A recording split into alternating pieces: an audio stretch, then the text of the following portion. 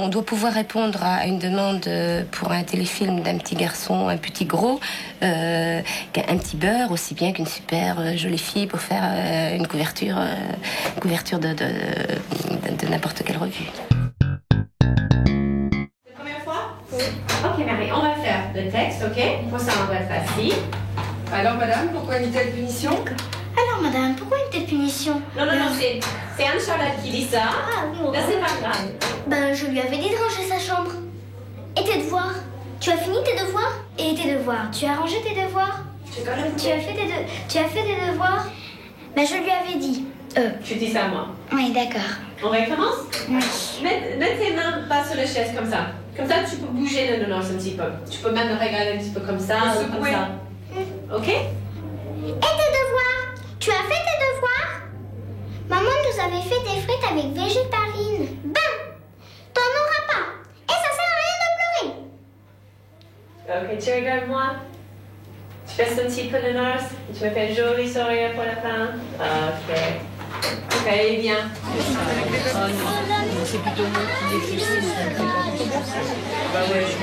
Maman nous avait fait des frites avec végétaline. Ben, t'en auras pas. Et ça sert à rien de pleurer. Là, tu parles trop vite. Il faut que tu ralentisses un petit peu et tu insistes surtout sur avec des frites avec végétaline parce que c'est l'important. Donc, c'est végétaline, il veut l'entendre. Ce que tu vas dire à côté, pour eux, c'est pas très important.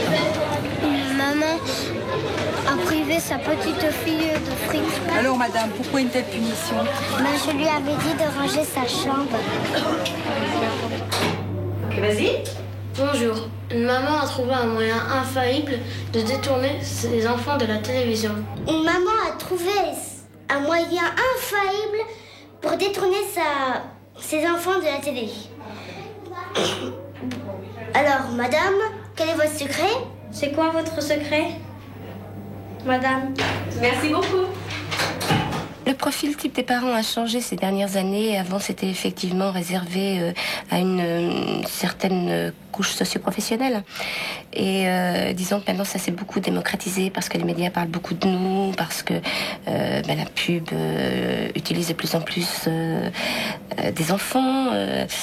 Donc, ça s'est beaucoup démocratisé. C'est vrai que les demandes maintenant sont vraiment élargies. Et maintenant, n'importe qui, un petit peu monsieur, madame, tout le monde, pense inscrire son enfant en agence.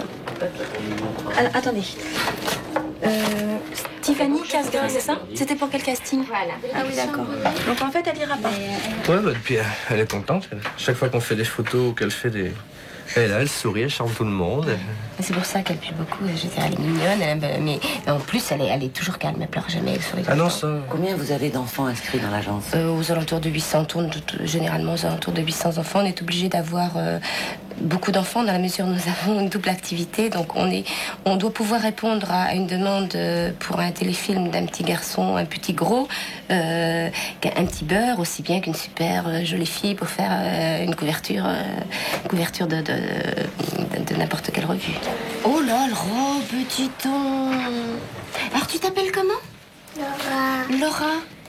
Et tu as 4 ans, Laura. Comment est-ce que vous avez connu notre agence? Comment? C'est la grande fille qui a envoyé, qui a fait. Elle mesure combien, Laura? La taille, la hauteur? Oui, Bon, c'est pas grave, vous me la mesurez, hein. C'est qui ça? C'est vous qui faites ces photos, monsieur? Donc vous essayez, quand vous faites des portraits, essayez de penser à moi.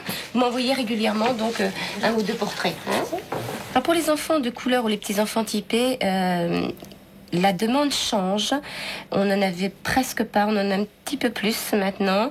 Il y a beaucoup moins de concurrence. Ils sont moins appelés que les enfants classiques, mais ils sont beaucoup moins en concurrence. Donc ils ont proportionnellement plus de chances de réussir leur casting, parce qu'ils ont moins de concurrence. T'es content de tourner une pub? Oui. Ouais. Il sera payé le 7 du mois qui va suivre sa prestation. Donc nous sommes en novembre, le 7 décembre, il est payé. Il aura son bulletin de paie, son bulletin de salaire, comme tout salarié. Par contre, si vous voulez, vous n'aurez que 10%. Il y a toujours 10%, c'est le code du travail de toute façon. Oui. 10% pour les parents et 90% pour l'enfant.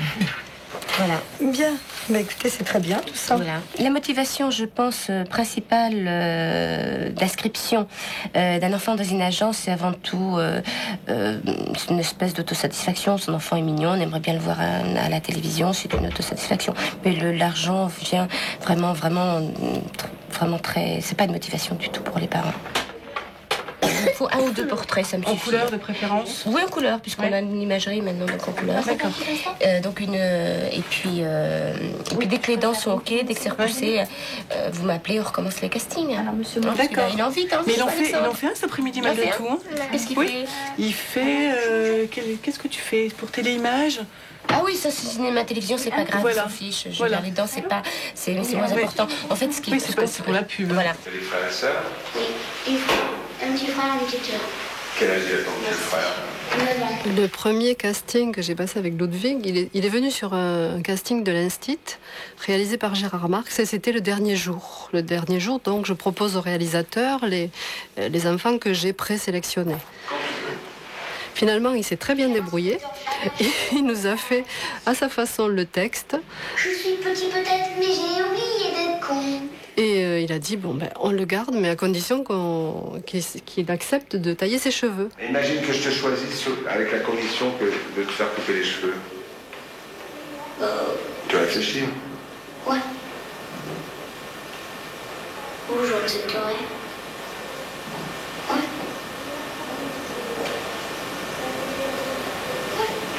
Ok. Dis-le, j'accepte. J'accepterai de me couper les cheveux. Alors, il a plus ou moins accepté. J'ai réussi à le convaincre un petit peu. Puis, dans le couloir, il a dit non, je peux pas. Je garde mes cheveux. Donc, il n'a pas eu le rôle. Pour incarner le fameux Mimicikou, Ludwig n'a pas eu besoin de couper ses cheveux.